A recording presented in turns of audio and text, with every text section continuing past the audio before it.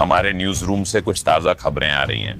राष्ट्रपति ट्रंप ने रूस के पूर्व राष्ट्रपति दिमित्री मेदवेदेव की खबरों के जवाब में 2 परमाणु पनडुब्बियों को तैनात करने की घोषणा की है। राष्ट्रपति ने घोषणा की है कि वे रूस के पूर्व राष्ट्रपति की भड़काऊ टिप्पणियों के जवाब में रूस के चारों ओर परमाणु पनडुब्बियों को फिर से तैनात कर रहे हैं। मैं बस ये जानकारी देना चाहती हूँ क्योंकि यह बहुत महत्वपूर्ण है, क्योंकि अभी अभी राष्ट्रपति डोनाल्ड ट्रंप ने रूस के नजदीकी क्षेत्रों में परमाणु पनडुब्बियां भेजने का आदेश दिया है। अमेरिका के राष्ट्रपति डोनाल्ड ट्रंप ने रूस के नजदीकी क्षेत्रों में 2 परमाणु पनडुब्बियां भेजने का आदेश दिया है, जो दिमित्री मेदवेदेव के बयानों के जवाब में है। डोनाल्ड ट्रंप ने अभी अभी वह काम किया है जो अब तक किसी भी अमेरिकी राष्ट्रपति ने करने की हिम्मत नहीं दिखाई, परमाणु पनडुब्बियों की तैनाती को सार्वजनिक रूप से घोषित करना। परमाणु पनडुब्बियां हमेशा गुप्त रूप से काम करती हैं, जिसके बारे में बहुत कम लोग जानते हैं। लेकिन जब कोई राष्ट्रपति इस प्रोटोकॉल को तोड़कर इसे सार्वजनिक करता है, तो इसका मतलब है कि मामला बहुत गंभीर हो गया है। मगर हम यहां तक कैसे पहुंचे? उन्होंने कौन कौन से बयान दिए थे जिनका उन्होंने जिक्र किया? यह ट्विटर पर झगड़े से शुरू हुआ और परमाणु धमकियों तक पहुंच गया। मैं आपको पूरी कहानी बताऊंगा।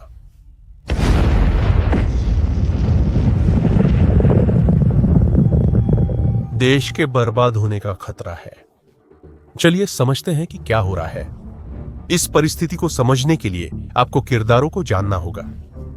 अमेरिकी पक्ष में हमारे पास डोनाल्ड ट्रंप हैं, जिन्होंने अपनी सरकार के पहले ही दिनों में यूक्रेन युद्ध खत्म करने का वादा किया था। अगर मैं राष्ट्रपति बनता और कहता कि मैं इस युद्ध को एक दिन में खत्म कर दूंगा, तो इसमें सिर्फ 24 घंटे लगेंगे। मैं जेलेंस्की और पुतिन दोनों को अच्छी तरह जानता हूं। मैं इसे एक निश्चित समय में खत्म कर दूंगा। 20 दिनों में आप इस लड़ाई को रोक सकते हैं। 100%। यह आसान होगा। यह लड़ाई आसान होगी। उनके साथ सीनेटर लिंडसे ग्राहम है, जो अपनी आक्रामक सोच के लिए प्रसिद्ध है। रूसी पक्ष में दिमित्री मेदवेदेव है। कई लोगों को उनके बारे में पता नहीं, लेकिन वह इस कहानी के महत्वपूर्ण पात्र है। मेदवेदेव रूस के पूर्व राष्ट्रपति हैं जब पुतिन पुनः चुनाव नहीं लड़ पाए थे। वह सोशल मीडिया पर क्रेमलिन की किराए की जुबान बनकर पश्चिमी देशों को उकसाने के लिए तैयार रहती है। पुतिन मेदवेदेव को एक आक्रामक प्रवक्ता के रूप में इस्तेमाल कर यह जानने की कोशिश करते हैं कि वे कहां तक जा सकते हैं बिना खुद को फंसाए। अब मैं तुम्हें बताऊंगा कि यह लड़ाई कैसे कदम दर कदम बढ़ी, क्योंकि हर कदम सोचा समझा था। सब कुछ तब शुरू हुआ जब ट्रंप ने रूस को अल्टीमेटम दिया, यूक्रेन पर बातचीत की मेज पर बैठने के लिए 50 दिन। अगर रूस ने नहीं माना तो अमेरिका तबाही मचाने वाले टैरिफ लगा देता। हम बात कर रहे हैं उन देशों पर 100% तक टैरिफ की जो रूसी ऊर्जा खरीदना जारी रखते। लेकिन फिर चीजें खतरनाकी से तेज होने लगी। ट्रंप ने परिणाम न देखकर स्वयं समय सीमा को पर्याप्त रूप से कम कर दिया। 50 दिनों से घटाकर सिर्फ 10 या 12 दिन कर दिया। मैं राष्ट्रपति पुतिन से निराश हूं। हमें देखना होगा और मैं उन्हें दिए गए 50 दिनों को कम कर दूंगा, क्योंकि मुझे पहले से ही अंदाजा है कि क्या होगा। ऐसे इस कटौती को क्रेमलिन ने एक सीधे अल्टीमेटम के रूप में देखा, एक असहनीय दबाव के रूप में। यहीं पर लिंडसे ग्राहम पूरी ताकत के साथ सामने आए। उन्होंने ट्रंप का समर्थन करते हुए एक आक्रामक विधेयक पेश किया, जिसमें 500% तक दंडात्मक शुल्क लगाने का प्रस्ताव था। 500%। भारत, चीन और ब्राजील जैसे देश निशाने पर थे, क्योंकि वे रूसी तेल का आयात कर रहे थे। ग्राहम की भाषा जानबूझकर कड़वी थी। उसने कहा कि मकसद इन अर्थव्यवस्थाओं को कुचलना था और उस पैसे को काटना था जिसे उसने खून का पैसा कहा, जो पुतिन की युद्ध मशीन को फंड करता है। ग्राहम ने पूरी आत्मविश्वास के साथ यह भी कहा कि ये देश जल्द ही अमेरिकी अर्थव्यवस्था को चुनेंगे, और यही उकसावा था जिसने मेदवेदेव को मैदान में उतार दिया। प्लेटफॉर्म एक्स पर उसने सार्वजनिक रूप से अमेरिकी दबाव को खारिज कर दिया, ट्रंप पर अल्टीमेटम का खेल खेलने का आरोप लगाया और एक डरावनी चेतावनी दी। हर नया अल्टीमेटम एक धमकी है और युद्ध की ओर एक कदम है, न कि रूस और यूक्रेन के बीच, बल्कि आपके अपने देश के साथ। मेदवेदेव ने इन धमकियों को नाटकीय भी बताया और तिरस्कार दिखाते हुए उन्होंने सीनेटर ग्राहम को दादाजी कहा और कहा कि वह रूस को शर्तें बताने से पहले अमेरिका फर्स्ट का ध्यान रखे। पर तनाव की शुरुआत अभी हुई थी। ट्रंप, जो सार्वजनिक चुनौती स्वीकार नहीं करते, ने व्यक्तिगत हमला शुरू कर दिया। ट्रुथ सोशल पर उन्होंने एक सीधा अपमान किया जिसने इस संकट के स्वर को पूरी तरह बदल दिया। ट्रंप ने मेदवेदेव को रूस के असफल पूर्व राष्ट्रपति कहा, जो सोचते हैं कि वे अभी भी राष्ट्रपति हैं, और उन्हें शब्दों को लेकर सावधान रहने को कहा, क्योंकि वे बहुत खतरनाक क्षेत्र में प्रवेश कर रहे थे। ट्रंप ने रूसी और भारतीय अर्थव्यवस्थाओं पर भी हमला किया, यह कहते हुए कि वे अपनी मरी हुई अर्थव्यवस्थाओं को एक साथ नीचे ले जा सकते हैं। और इसी पल चीजें वाकई में खतरनाक हो गईं। मेदवेदेव ने व्यक्तिगत हमले से उकसाए जाने के बाद सख्ती से खेलने का निर्णय लिया। उन्होंने टेलीग्राम पर एक विचित्र उकसावे वाला बयान दिया, जिसमें अमेरिकी सांस्कृतिक संदर्भों को परमाणु धमकियों से जोड़ा गया था। उन्होंने कहा कि शायद ट्रंप को अपने पसंदीदा ज़ॉम्बी फिल्मों की याद करनी चाहिए, जैसे पुतिन ने ट्रंप को चेतावनी दी कि वह याद रखें कि मृत हाथ, डेड हैंड, कितना खतरनाक है, हालांकि यह वास्तव में अस्तित्व में भी नहीं है। यह संदेश इस झगड़े में पहली सीधी परमाणु धमकी थी जिसने सब कुछ एक नए स्तर पर पहुंचा दिया। इस बढ़ोतरी का कारण ठीक उसी मृत हाथ, डेड हैंड की धमकी में है जो मेदवेदेव ने दी थी। कई लोग इसे ब्लफ मानते हैं, परंतु सच्चाई भिन्न है। यह शब्द एक भयावह व्यवस्था को दर्शाता है जिसके अस्तित्व पर कई लोगों को संदेह है, लेकिन इसके मौजूद होने और सक्रिय होने के सबूत भी है। मैं सोवियत युग के एक स्वचालित सिस्टम पेरीमीटर की बात कर रहा हूं, जिसे परमाणु प्रतिशोध सुनिश्चित करने के लिए डिजाइन किया गया था। यह ऐसे काम करता है। एक बार जब किसी उच्च अधिकारी द्वारा संकट के दौरान सक्रिय कर दिया जाता है, तो यह सिस्टम पूरे देश में लगे सेंसरों की निगरानी करता रहता है।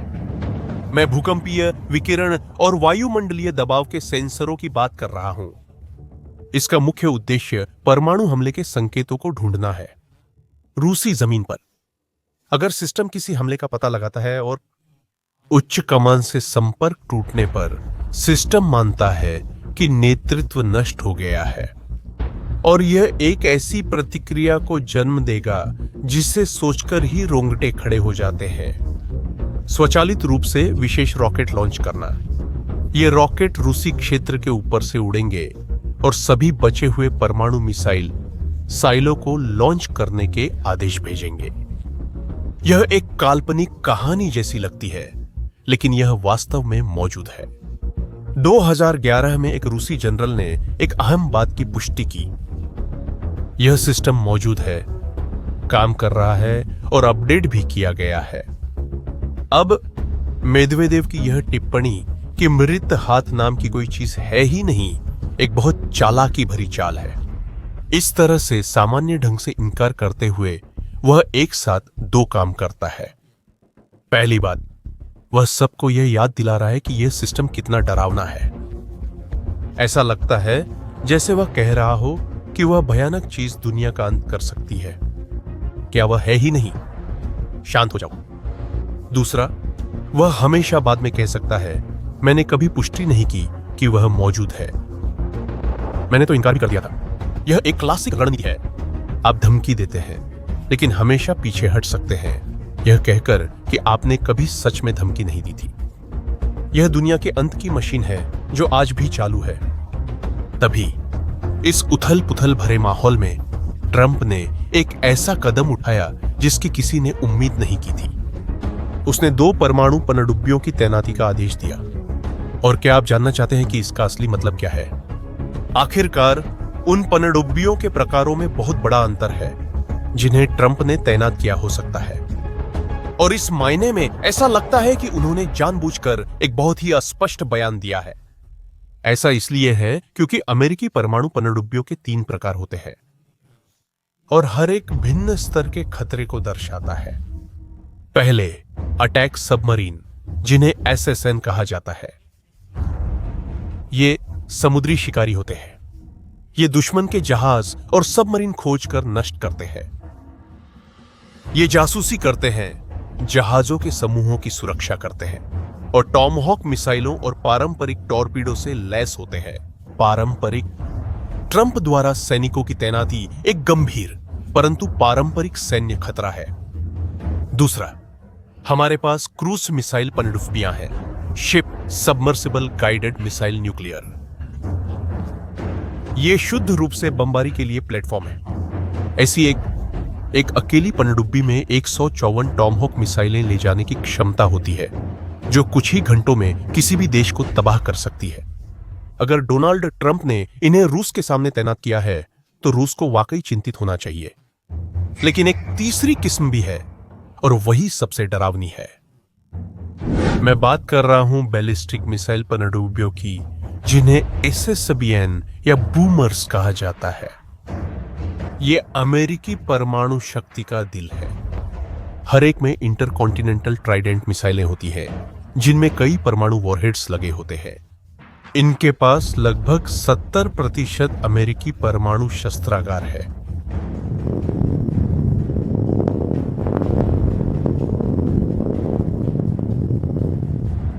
अगर ट्रंप ने इन्हें तैनात किया है तो हम सीधे परमाणु खतरे की बात कर रहे हैं। लेकिन ट्रंप की रणनीति की खासियत यही थी कि उन्होंने यह स्पष्ट नहीं किया कि उन्होंने किस प्रकार की पनडुब्बी तैनात की है। सिर्फ परमाणु पनडुब्बी कहकर उन्होंने रूस को सबसे बुरे हालात की कल्पना करने के लिए मजबूर कर दिया। यह उच्च स्तरीय मनोवैज्ञानिक युद्ध है। अब रूस को ऐसे तैयार होना पड़ेगा जैसे ये सबसे खतरनाक पनडुब्बियां हों, भले ही वे सिर्फ पारंपरिक ही क्यों ना हो। परमाणु तनाव के बीच कुछ देश सबसे अधिक नुकसान उठा सकते हैं। कुछ देशों की इस कहानी में असुरक्षा की मात्रा जानकर आप चकित रह जाएंगे। जब से यूक्रेन में युद्ध शुरू हुआ है, कई देशों ने ईंधन के आयात में बड़े बदलाव किए हैं। रूस, जिसे पश्चिमी बाजारों से काट दिया गया है, अब भारी छूट के साथ तेल बेच रहा है, जो भी खरीदना चाहता था उसके लिए। सबसे पहले भारत, जो सबसे बड़े खरीदारों में से एक बन गया, जिसने युद्ध शुरू होने के बाद से रूसी तेल का आयात 1000% से भी ज्यादा बढ़ा दिया। चीन, जो पहले से ही रूसी ऊर्जा का बड़ा खरीदार था, ने पश्चिमी दबाव के बावजूद अपनी खरीद को बनाए रखा और बढ़ाया भी। लेकिन शायद सबसे नाटकीय मामला वो ब्राजील का हो सकता है। रूस 0% से उछलकर आया है।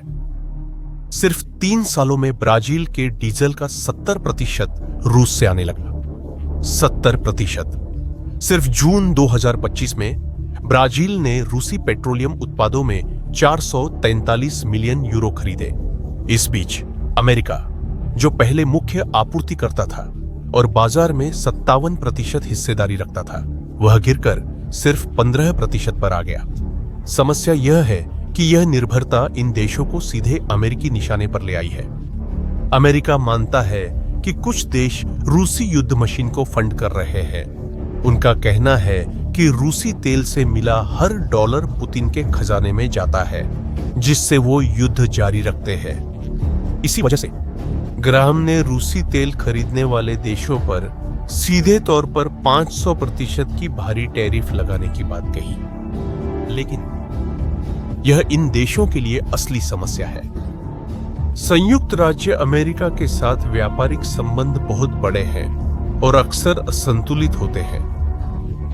उदाहरण के लिए, ब्राजील का अमेरिका के साथ कुल व्यापार 92 अरब डॉलर है। भारत के व्यापारिक संबंध 100 अरब डॉलर से अधिक के वार्षिक आंकड़े तक फैले हुए हैं।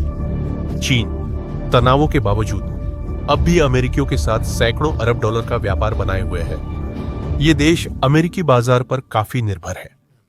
इस अंतर का मतलब है कि अमेरिकी टैरिफ इन देशों को अनगिनत गुना ज्यादा नुकसान पहुंचाएंगे, जितना कि बदले में लगाए गए टैरिफ अमेरिकियों को नुकसान पहुंचाएंगे। और ग्राहम यह बात जानते हैं। उनका यह विश्वास कि ये देश अमेरिकी अर्थव्यवस्था को चुनेंगे इसी शक्ति के असंतुलन पर आधारित है। लेकिन इस बढ़ती स्थिति के बारे में मुझे तुम्हें कुछ बताना है, क्योंकि यह अन्य सभी संकटों से भिन्न है। हम विश्व कूटनीति में एक पूरी तरह नया दृश्य देख रहे हैं।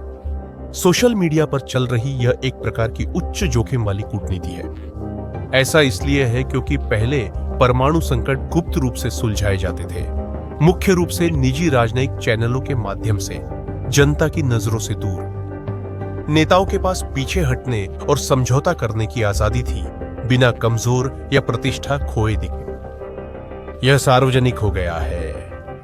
ट्रंप और मेदवेदेव ने जानबूझकर यह लड़ाई सोशल मीडिया पर सबके सामने लड़ने का फैसला किया। समस्या यह है कि इस तरह की गई कूटनीति बहुत बड़े जोखिम पैदा करती है। जब नेता इस तरह आमने सामने आते हैं तो पीछे हटना राजनीतिक रूप से असंभव हो जाता है, क्योंकि इससे वे कमजोर दिख सकते हैं। गलती की गुंजाइश खतरनाक रूप से कम हो जाती है। ट्रंप ने स्वीकार किया कि शब्दों के कारण अनचाही परिस्थितियां पैदा हो सकती हैं और उन्हें आशा है कि ऐसा नहीं होगा। राजनयिक परंपराओं के नियमों का यह उल्लंघन वैश्विक कार्यप्रणाली को मौलिक रूप से बदल रहा है। सार्वजनिक चर्चा लगभग अनौपचारिक तरीके से खुलेआम प्रलयकारी प्रणालियों और रणनीतिक परमाणु हथियारों की आवाजाही की बात करना स्थिरता के उन नियमों का उल्लंघन करता है जो शीत युद्ध के समय से चले आ रहे हैं। भविष्य अभी भी अनिश्चित है, लेकिन कुछ बातें स्पष्ट हो चुकी हैं।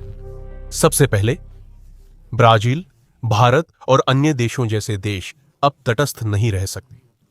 दो महाशक्तियों के टकराव पर सभी को एक पक्ष चुनना होता है, और दूसरा, दुनिया भर के देशों को तुरंत यह सोचने की जरूरत है कि वे कहां खड़े हैं। सस्ती रूसी ऊर्जा खरीदने का आसान आर्थिक निर्णय अंततः कई देशों को एक अंतरराष्ट्रीय संकट के केंद्र में ला खड़ा हुआ, जो उनकी अर्थव्यवस्थाओं को बर्बाद कर सकता है। आज के समय में यह स्पष्ट हो गया है कि कोई भी व्यापारिक निर्णय एक विशाल समस्या में बदल सकता है। अब मैं आपकी राय जानना चाहता हूं। क्या आपको लगता है कि ट्रंप इन पनडुब्बियों के साथ ब्लफ कर रहे हैं, या यह धमकी असली है? अपना जवाब कमेंट्स में दें। यदि आपको यह कंटेंट पसंद आया हो तो चैनल सब्सक्राइब करें और उनके साथ शेयर करें जिन्हें दुनिया की वास्तविक स्थिति जानने की आवश्यकता है। देखने के लिए धन्यवाद।